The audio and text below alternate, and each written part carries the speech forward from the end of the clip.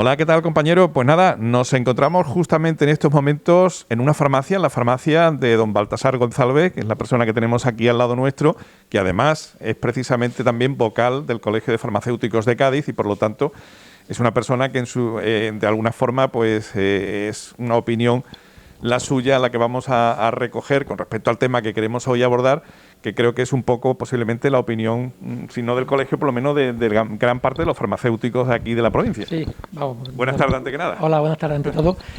Bueno, nosotros desde el punto del colegio damos una serie de normas que son básicas y que entendemos que son lógicas, que no necesitamos tampoco imponer, sino que es el sentido del común el que, en definitiva, hay que llevar. Esperaría en este exactamente, caso. ¿no? Porque pues una de las cuestiones que queríamos abordar contigo, Baltasar, es precisamente el tema de las mascarillas, ¿no? Porque hay muchas personas que tienen dudas al respecto todavía, a pesar de que ya tenemos una cierta experiencia, ¿verdad? Porque ya llevamos con la pandemia cerca de un año. Pero el tema de las mascarillas y sobre todo esas nuevas mascarillas FP3 de las cuales se hablan tanto últimamente.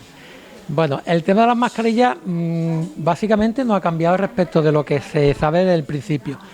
La mascarilla en principio idónea sería la FP2. La FP2. Pues tiene que tenemos exactamente, mismo, ¿no? ¿Vale? ¿Por qué? Pues tiene un alto porcentaje de filtración y es bastante segura. La FP3 nos mejora esa capacidad de filtración, pero es una mejoría que pasa de un 90 a un 95, de un 95 a un 97, es decir, que hay una diferencia muy poca. ¿Que te da algo más de capacidad de protección? Sí, pero que es una diferencia mínima. Que el paciente quiera ahora comprar o utilizar la FP3 porque ha salido, no sé si ha salido en televisión, no sé, sí. Porque de hace un par de días para acá hemos notado que los compañeros lo hemos hablado, empieza a haber una demanda de FP3 que eso antes nadie lo quería. No hace falta, llevar una FP2 en principio es suficiente. Lo que pasa es que hay que llevarla y hay que hacer un uso adecuado de ella. ¿Qué es lo que pasa? Que lo mismo le pasará a la FP3. Todas las mascarillas tienen unas horas de uso. Una vez que hemos terminado esa hora de uso, la capacidad de protección de la mascarilla disminuye gradualmente cuanto más lo utilicemos por encima de ese tiempo. Entonces es muy importante no solamente tener la mascarilla, sino saber utilizarla bien. Y hay gente que lleva la mascarilla y se lleva puesta con la mascarilla puesta 8 horas todos los días, 5 días. Eso no da una buena protección. ¿Por qué ocurre eso, Baltasar? ¿Qué es lo que pasa en la mascarilla propiamente? Me refiero a nivel físico. ¿Qué ocurre? ¿Que los poros, digamos, se van saturando? La respuesta exacta no sabría qué decirte, pero sí es verdad que el uso de la mascarilla, nosotros aquí internamente hay un intercambio de gases y el fabricante en principio, porque nosotros lo que hacemos es recurrir a la ficha técnica del fabricante. El fabricante en general o las características que tiene la mascarilla FP2 indica que la protección es para 8 horas de uso. 8 horas de uso. Claro. Entonces, si tú la utilizas para ir a comprar al mercado y volver a tu casa y tardas media hora, pues sí, la puedes estirar porque la utilizas durante poco tiempo. Pero, por ejemplo, como nosotros, cualquier persona que esté en trabajo, la utiliza durante 6 o 7 horas todos los días, la mascarilla se debería cambiar teóricamente todos los días. Porque si no, lo que dije antes, ya no tienes la protección que te asegura la mascarilla. Entonces, estás creyendo que estás protegido cuando en realidad puede que no estés. Y después, si vienen las consecuencias de que coges la enfermedad, coges el COVID, y cómo cogí el COVID si es que he tenido la mascarilla, pero es que no es cuestión de tenerla, es también hacer un buen uso.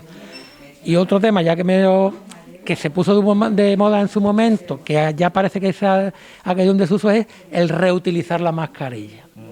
Eso ningún fabricante te asegura que lo pueda higienizar con alcohol, con desinfectante, con lo que sea. ¿Por qué? Porque las mascarillas no están pensadas para estar mojadas. En el momento en que la mojas, las características físicas de la mascarilla ya no es la misma, con lo cual hay que tener mucho cuidado con ese tipo de cosas porque podemos caer en el mismo error que antes. Tú vas pensando que tienes la protección perfecta cuando en realidad no la tienes. Claro. Entonces eso parece que ha caído. No, la gente no reclama tanto. Al principio de la pandemia, para allá por marzo, cuando también es verdad que había mucha falta de mascarillas que no se encontraba por ningún lado, pues la gente un poco por estirar y demás. Ya hoy afortunadamente no hay problemas de suministro. Por lo tanto, yo creo que es importante que hagamos un buen uso de la mascarilla porque es fundamental. Hemos escuchado, por ejemplo, decir a nuestras autoridades sanitarias al respecto de las mascarillas, Baltasar, por ejemplo, que normalmente la población en general debe utilizar lo que es la mascarilla tipo la normal, la quirúrgica, por así decirlo, ¿no? Como medio de protección habitual y solamente se recomienda, digamos, para profesionales que estén muy en contacto, por ejemplo, con un gran número de personas o en el sector sanitario y demás, las FP2. Quiere decir que bueno, que si uno utiliza la FP2 está cometiendo algún tipo de problema, siempre y cuando se pueda utilizar, imagino claro que será mejor, ¿no? Claro, Siempre, ¿no? Yo la recomendación que hago aquí a todas las personas que nos preguntan es la siguiente. Si tú vas a ir a un sitio donde hay una alta concentración de personas y un sitio cerrado, yo por recomendación diría la FP2. Si para colmo era una persona mayor o era un grupo de riesgo, con más razón todavía, un hospital. Todas las personas que van a hospitales yo les recomiendo que lleven FP2 siempre, porque es un sitio de alto riesgo. Que tú vas a salir a dar una vuelta porque quieres, pues con tu mascarilla higiénica, ¿por qué? O quirúrgica, porque vas a estar en un sitio al aire libre, porque si te va a encontrar alguien, pues tienes posibilidad de mantener la distancia de seguridad y entonces la probabilidad de contagiarte en un espacio abierto es mucho menor que en un espacio cerrado. Entonces, aunque no lo digo yo, eso lo dice el sentido común y todos los estudios que avalan que en un espacio cerrado siempre la posibilidad de contagio y cuantas más personas, peor, es más probable. Entonces, es un poco el sentido común, que no es que la FP2 es para... No, los sanitarios utilizan FP2 prácticamente todo el día, porque teniendo en cuenta los sitios donde está, pero para un ciudadano normal yo les recomendaría que hiciera un poco esa distinción si le parece bien, y sobre todo si es persona de riesgo, ¿no? Porque en persona de riesgo creo que hay que tener un poquito más de cuidado en sitios cerrados. Claro. Y también si se lo pueden permitir, imagino, a nivel económico, porque claro, la diferencia de precio también es importante, ¿no? Porque, por ejemplo, ¿qué diferencia suele haber entre una mascarilla, por ejemplo, quirúrgica y una FP2, digamos, normal? No estamos hablando de la mejor de cada una, sino... La quirúrgica, por ley, son 62 céntimos. Quirúrgica, no higiénica. Es que ahí hay un poco que diferenciar, porque la higiénica y la quirúrgica a simple vista parecen igual, pero luego si tú analizas el tejido, la quirúrgica es de doble capa o triple capa, mientras que la higiénica es una sola capa normalmente, ¿vale? Eso por un lado. Y por otro lado, se me ha ido. El tema de la FP2, por ejemplo... el tema del precio, perdón, que se me ha ido la pared. Vale, 62 céntimos, las FP2 están aproximadamente, oscilan entre 2 y 2,50 el precio aproximadamente. Claro, cuando tú tienes que comprar una sola no es diferencia, pero cuando estamos hablando de una prácticamente casi al día... Claro, es un dinero al cabo de... Y además, multiplica por el número de personas que hay en la unidad familiar, entonces al cabo de la semana puede suponer un dinero curioso. Ahora mismo es lo que hay, pero vamos, que el precio ahora mismo oscila. Yo he hablado con compañeros fuera de aquí de Sanlúcar y el precio está oscilando aproximadamente eso, entre 2 euros, 2,50 € aproximadamente. Exacto. Después hay otra mascarilla que también está en la mente de muchas personas, que es esa mascarilla que tiene una valvulita, que al principio se veía mucho y cada vez se ve menos. Se habla de una mascarilla insolidaria. Es que, sí, porque es que la idea que tú piensas que el filtro te da una protección extra es al contrario, porque el filtro, el problema que tiene es que filtra en una sola dirección. Entonces, no tiene una protección adecuada. De hecho, si fijamos, por ejemplo, tú miras un hospital, nadie lleva mascarilla con filtro. Si fuera la mejor mascarilla, la llevarían ellos, que son los más expuestos. Nadie lleva una mascarilla con filtro. El filtro es un arma de doble filo. Los volvemos a lo mismo. Te puede dar una seguridad que en realidad no es. Con lo cual, ese tipo de mascarilla, como tú dices bien, prácticamente ya casi nadie. Al principio empezaron a pedirla, también el desconocimiento. Nadie sabíamos nada de mascarilla porque eso lo utilizaban 4 personas y ahora pues hemos hecho un cursillo intensivo todo y nos hemos puesto al día con el tema. Queríamos aprovechar también, Baltasar, para preguntarte, en este caso tú como farmacéutico que eres, por el tema, por ejemplo, de la vacuna y todo lo demás, que es algo que ahora mismo también se encuentra en la mente de todos nosotros, ¿no? Todo el mundo está preocupado. Al principio había, digamos, un cierto temor a que uno se pudiera poner la vacuna o no y no ser el primero, pero ahora viendo que determinados sectores de la población que están en un sitio de privilegio se la ponen ellos antes que los demás, ya está todo el mundo un poco escamado en ese sentido y diciendo, bueno, aquí nos lo están dando con queso. Vamos a ver.